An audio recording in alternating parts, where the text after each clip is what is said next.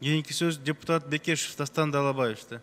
Санжар Турдугоджоевич, то, что мы присоединяемся к институту, глобальному институту зеленого роста, это хорошо. Мы там будем слушать других, как они развивают зеленую экономику, перенимать опыт. Но то, что нам дадут денег, или там ждут, когда же мы присоединимся, и как бы нам дать денег, в эту утопию не надо верить, и не надо депутатам об этом говорить. Никто нас не ждет там с распростертыми объятиями, еще с деньгами. Да? Нате, возьмите просто так, лишь бы вы взяли. Так же не бывает.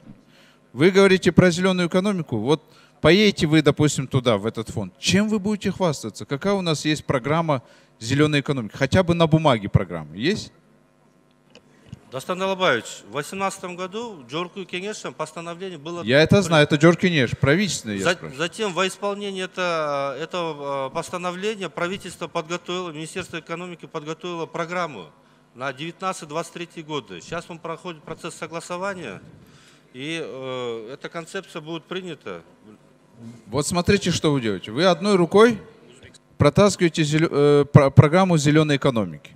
Другой рукой вы обращаетесь в ЕЭК с тем, чтобы продлить на 2 года оборот низкоклассового ГСМ, бензина и дизельного топлива. Мы еще 2 года будем дышать вот то, что у нас К3, К2 выпускается, и, соответственно, наши граждане будут страдать онкозаболеваниями, легочными заболеваниями.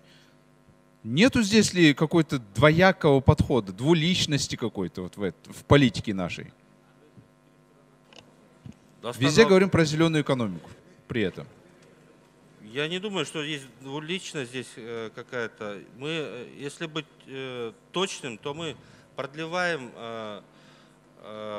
этим мы продлеваем, чтобы наши производители нефтепродуктов имели возможность переориентировать свои предприятия на стандарты К4, К5. Да, кроме китайцев никто не переориентирует. Вы же это прекрасно знаете. Если они и то сделают это. Кроме Джунды, кто сделает это? Но 2-3 предприятия получили сертификат с Института стандартизации метрологии о желании продлить.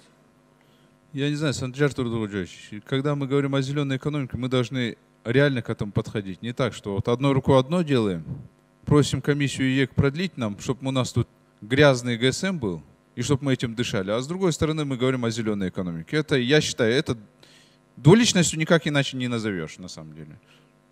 Можно там придумывать, что мы ради производителей, да, ради денег, но против граждан. Спасибо.